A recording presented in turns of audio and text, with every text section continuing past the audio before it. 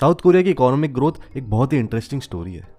जब मैंने स्लम्स पे वीडियो बनाया था तो बहुत सारे लोगों ने कहा कि हम गाँव को ही क्यों डेवलप नहीं करते कि लोगों को शहरों की तरफ आना ही ना पड़े। मगर इतना आसान नहीं होता। डेवलपमेंट इकोनॉमिक्स में एक थ्योरी है लुईस मॉडल।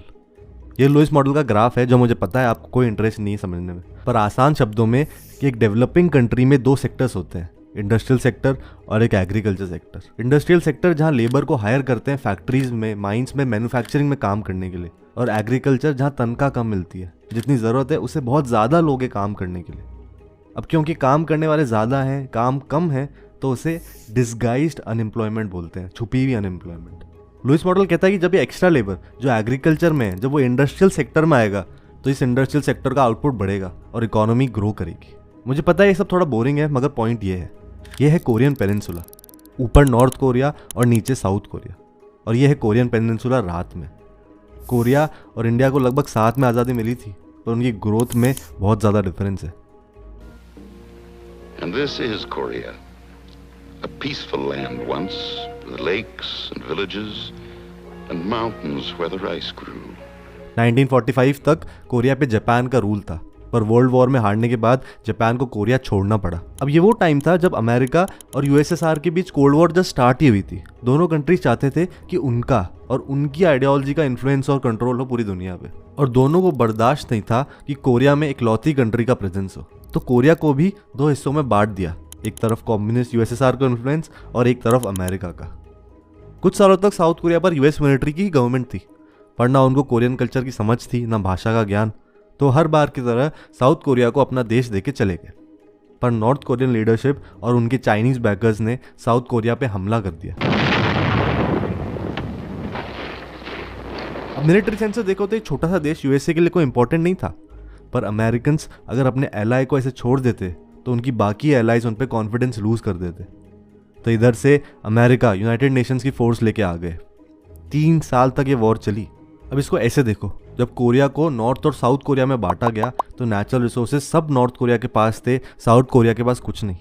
एक लौती कंट्री जिससे वो कनेक्टेड थे वो थी ऊपर नॉर्थ कोरिया, और सबसे पास जो कंट्री थी वो थी जापान, जिन्होंने उन्हें लूटा था, एक्सप्लॉइट किया था, अत्याचार किए थे। और इस 3 साल लंबी वॉर के बाद ना उनके पास कोई इंडस्ट्री, ना ही कोई पैसे बचे थे। जो उनके पास बचा था वो थी उनकी एग्रीकल्चर पॉपुलेशन। साउथ कोरियंस को पता था कि अपने देश को बचाने के लिए उन्हें एग्रीकल्चर से इंडस्ट्री की तरफ मूव करना पड़ेगा, पर इंडस्ट्री डेवलप करने के लिए फंड्स चाहिए, वो कहाँ से आएंगे? Vietnam, 25 armored boats and troop landing craft cautiously advanced in the Mekong Delta, ordered to find and destroy a Vietcong detachment, virtually unapproachable except by water. South Korea से 3000 kilometre दूर वियतनाम में United states एक war लड़ रही थी। South Koreans ने USA को इस वॉर में अपने सोल्जर्स दिए, रिसोर्सेज दिए, और बदले में यूनाइटेड स्टेट्स ने साउथ कोरिया में इंडस्ट्रीज डेवलप करने में मदद की। उनको बहुत बड़े बड़े लोन्स दिए। अब क्योंकि साउथ कोरिया के पास पैसा था, साउथ कोरियन गवर्नमेंट ने थोड़ा यूनिक अप्रोच लिया इंडस्ट्रीज को डेवलप करने में। छोटी कंपनीज को सपोर्ट करने की जगह साउथ कोरिया ने कुछ चुनिंदा वेल कनेक्टेड कंपनीज को डेवलप होने में मदद की। इन्हें ही पॉपुलरली चेबोल्स कहा जाता है, जैसे सैमसंग, ह्यूंडई, एलजी। पर इंडस्ट्रीज को सबसे ज़्यादा ज़रूरत होती है काम करने वाले लोगों की। साउथ कोरिया का सबसे बड़ा चैलेंज था इस एग्रीकल्चर पॉपुलेशन को इंडस्ट्रियल सेक्टर में लेके आना। कोरियन वॉर और वियतनाम वॉर में यूनाइटेड स्टेट्स ने अपने फायदे के लिए कुछ साउथ कोरियंस को tactical training the. For example statisticians को ट्रेन किया, या फिर इकोनॉमिस्ट या इंजीनियर्स जिनको यूएस एजुकेशन मिली। अब क्योंकि ये यूएस एजुकेटेड कोरियंस बाकी कोरियन पॉपुलेशन से बेहतर कर रहे थे, साउथ कोरिया के लोगों में पढ़े लिखे होने की, स्कूलिंग की डिमांड बहुत ज़्यादा थी। पेरेंट्स कुछ भी करने के लिए तैयार थे अपने बच्चों को बेहतर एजुकेशन देने के लिए। जहाँ जगह मिल रही थी, भले ही वो अबैंडन फैक्ट्री हो या छोटा टेंट, साउथ कोरियंस उस जगह को एजुकेशन, स्कूल के लिए यूज़ कर रहे थे। गवर्नमेंट ने कई पॉलिसीज इंप्लीमेंट की एक पढ़ी लिखी, एक लिटरेट सोसाइटी बनाने के लिए, जिसमें सबसे पॉपुलर है सैमुअल अंडोंग, जिसका मतलब है गाँव को डेवलप करना। गवर्नमेंट ने जितना शहरों में इन्वेस्ट किया उससे ज़्यादा गाँव में इन्वेस्ट किया। लोगों को बेहतर फार्मिंग टेक्निक सिखाई गई, बेहतर इक्विपमेंट्स प्रोवाइड किए। पब्लिक फंड्स को गांव के स्कूलों में इन्वेस्ट किया जाता था, जिसकी वजह से एजुकेशनल स्टैंडर्ड्स, स्कूल की क्वालिटी एक छोटे गांव और एक बड़े शहर में लगभग बराबर थी। बेसिकली कोरियन इकोनॉमी में रोल्स बढ़ गए। गवर्नमेंट अपने सिटीजन में इन्वेस्ट कर रही थी, लोगों को पढ़ा रही थी, एक सेक्टर से दूसरे सेक्टर में जाने में फैसिलिटेट कर रही थी, और दूसरी तरफ बिजनेस हाउसेस, इंडस्ट्रीज डेवलप कर रहे थे, मैन्युफैक्चरिंग बढ़ा रहे थे, इकोनॉमी को ग्रो कर रहे थे आगे लेके जाने के लिए। इंटरेस्टिंगली साउथ कोरिया में गवर्नमेंट कुछ कंपनीज को बहुत ज़्यादा मदद कर रही थी, पर उसके बावजूद फ़ायदा साउथ कोरियंस में सबको हुआ। रिसेंट टाइम्स में साउथ कोरिया में इनइक्वालिटी, अमीर और गरीब के बीच का गैप बहुत चर्चा में था इस मूवी की वजह से। 잠깐. 제시카 외동딸 일리노이 시카고 과선배는 김치모 그는 이사촌. पैरासाइट 3 फैमिलीज की स्टोरी है जिसमें दिखाया कि साउथ कोरिया में कैसे अमीर और गरीब में सोशल कंडीशंस और डेली लाइफस्टाइल का फ़र्क है। मगर कंपैरेटिवली साउथ कोरिया बहुत बेटर है बाकी दुनिया से अगर इनइक्वालिटी की बात करें। आज साउथ कोरिया एक हाईली डेवलप्ड कंट्री है, OECD मेंबर है। अच्छे खासे चांसेस हैं कि आपने साउथ कोरियन प्रोडक्ट यूज़ किया होगा। और जब इकोनॉमिक डेवलपमेंट होता है तो लोग अपने आप पॉलिटिकल डेवलपमेंट की डिमांड करते हैं, मगर सब कुछ इतना अच्छा भी नहीं है, पर उस पर बाद में आते हैं। आपने गैंगनम स्टाइल या BTS या स्क्विड गेम के बारे में ज़रूर सुना होगा, पर कोरियन कल्चर में इसके अलावा भी बहुत कुछ है। अगर आपको भी ये छोटी कंट्री फैसिनेटिंग लगती है तो एक ऑडियो बुक जो मैं आपको रेकमेंड कर सकता हूँ वो है हेल्यू, जो समराइज फॉर्म में कुकू FM पे अवेलेबल है।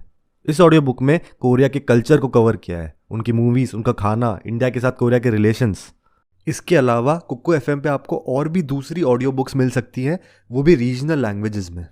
मैं ऑडियो बुक्स एनिमेशंस बनाते टाइम सुनता हूँ, मंडेन टास्क जैसे खाना बनाते टाइम मैं ऑडियो बुक सुनता हूँ, जिससे मेरा बहुत टाइम बचता है, एंटरटेनमेंट भी होता है और मुझे नए वीडियो आइडियाज़ भी मिलते रहते हैं। कुकू FM पे हज़ारों ऑडियो बुक्स अवेलेबल हैं जिसका प्राइस सिर्फ $399 है एक साल का। और फर्स्ट 250 लोग जो मेरा कोड BW50 यूज़ करेंगे उन्हें 50% डिस्काउंट मिलेगा, मतलब 200 रुपये में एक साल तक ऑडियो बुक सुन सकते हो, जो मेरे हिसाब से एक बहुत ही अच्छी डील है। कुकू FM को एक बार ज़रूर ट्राई करें, लिंक्स डिस्क्रिप्शन में। अब वीडियो पे वापस आते हैं। साउथ कोरिया और इंडिया को इंडिपेंडेंस लगभग साथ में मिली, मगर ऐसा क्या हुआ कि इंडिया इतना अच्छा नहीं परफॉर्म कर पाई। जब एजुकेशन की बात करते हैं तो हमने शुरू से ही उस पर ध्यान नहीं दिया। महात्मा गांधी का मानना था कि सेल्फ फाइनेंसिंग हैंडीक्राफ्ट पे ज़्यादा जोर होना चाहिए रेगुलर एजुकेशन की जगह, क्योंकि हम उनके आइडियल से इंस्पायर्ड थे। आज़ादी के बाद हमारे फर्स्ट 5 ईयर प्लान में था कि हमें नए स्कूल्स बनाने की जगह इन आइडियाज़ पे एजुकेशन को डेवलप करना चाहिए। और आज भी गाँव में तो आम बात है सुनना कि अगर वर्किंग क्लास बच्चे पढ़ाई करेंगे तो हमारे खेतों में, घरों में काम कौन करेगा। 75 सालों में सिचुएशन सुधरी तो है, हमारी लिटरेसी रेट भी बढ़ी है, मगर आप इसे बाकी साउथ एशियन कंट्रीज से कंपेयर करो तो हम बहुत पीछे रह गए। और जो एजुकेशन की क्वालिटी है वो भी बहुत ख़राब है।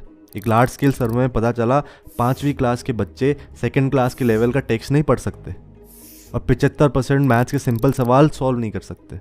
इंडिया में हमने कभी एजुकेशन को प्रायोरिटी दी ही नहीं, तो जो एग्रीकल्चर से मैन्युफैक्चरिंग का शिफ्ट होना है ये इंडिया में भी आया ही नहीं।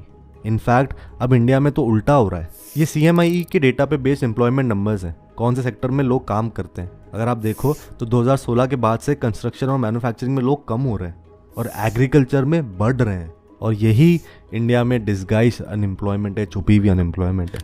पहले डीमोनेटाइजेशन, फिर GST का खराब इम्प्लीमेंटेशन, फिर कोविड में गवर्नमेंट का माइग्रेंट मिसमैनेजमेंट। अब क्योंकि जॉब्स ही नहीं है तो फिर लोग गाँव में वापस एग्रीकल्चर सेक्टर में जा रहे हैं। इन ग्राफ्स और नंबर से विजुलाइज करना इतना आसान नहीं होता। मैं आपको ऐसे समझाता हूँ। जब हम एग्रीकल्चर सेक्टर के बारे में सोचते हैं तो हम हमारे एयर कंडीशन कमरे में धरती सुनहरी अंबर नीला इमेजिन करते हैं, पर रियलिटी पिक्चराइज करनी है तो उड़ता पंजाब की आलिया भट्ट के कैरेक्टर को करो। ये लेडी एक खेत में नहीं बल्कि पढ़ लिख के अपनी बेसिक एजुकेशन पूरी करके एक फैक्ट्री में काम करनी चाहिए थी, पर ना ही बेसिक एजुकेशन है और ना ही मैन्युफैक्चरिंग सेक्टर बचा है। और ये बहुत बड़ी प्रॉब्लम है। इनफैक्ट ये सबसे बड़ा रीज़न है कि इंटरनेशनल ऑर्गेनाइजेशंस बांग्लादेश की इतनी तारीफ़ कर रहे थे, क्योंकि वहाँ विमेन गारमेंट फैक्ट्रीज़ में और दूसरी छोटी छोटी इंडस्ट्रीज़ में काम कर रही हैं और इंडिया में फीमेल लेबर पार्टिसिपेशन बहुत कम है। हम अमीर होने से पहले ही हमारी मैन्युफैक्चरिंग जॉब्स लूज़ कर रहे हैं, जिसे प्री मैच्योर डी इंडस्ट्रियलाइजेशन बोलते हैं। इंडिया का एजुकेशन सिस्टम और मैन्युफैक्चरिंग सेक्टर क्यों ऐसी हालत में है, दोनों अलग वीडियोस डिजर्व करते हैं। ये वीडियो बहुत लंबा हो जाएगा, पर आपको कंपैरिजन समझ आ गया होगा। साउथ कोरिया एक जनरेशन के स्पैन में डेवलप तो हो गई, पर प्रॉब्लम्स वहाँ भी हैं, क्योंकि वहाँ एजुकेशन को इतनी ज़्यादा इंपॉर्टेंस है। एजुकेशन में कंपटीशन भी उतना ज़्यादा है। बच्चे 16-16 घंटे पढ़ाई करते हैं। वहाँ इतने ज़्यादा यूनिवर्सिटी पास आउट है कि साउथ कोरियन इकोनॉमी में उनके लिए जॉब्स ही नहीं है।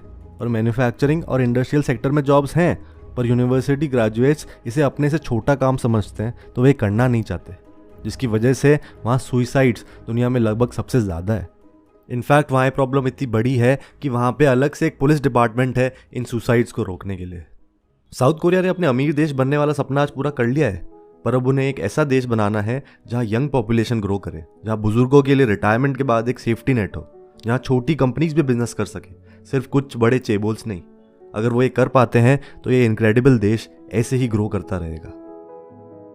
आई होप आपको ये वीडियो पसंद आया हो। मैंने आपको पहले लुइस मॉडल बताया, फिर साउथ कोरिया और वहाँ से इंडिया पे लेके आया। मेरे को ऐसा लगता है कि अगर आप चीज़ों से रिलेट कर पाओ तो आप उन्हें ज़्यादा बेटर समझ सकते हो। मैं अगर आपको डायरेक्ट बोलता कि इंडिया की एग्रीकल्चर पॉपुलेशन बढ़ रही है तो आपको समझ नहीं आता इस इन्फॉर्मेशन का करें क्या। पर ये सब एक्सपेरिमेंट है, तो आपका कोई भी फीडबैक हो, छोटा या बड़ा, प्लीज़ लेट मी नो, ताकि मैं वीडियोस आपके लिए और बेटर कर पाऊँ। अगर आप इस चैनल की हेल्प करना चाहते हो तो वो आप कर सकते हो इस वीडियो को लाइक करके, शेयर करके, ताकि ये ज़्यादा लोगों तक पहुँचे।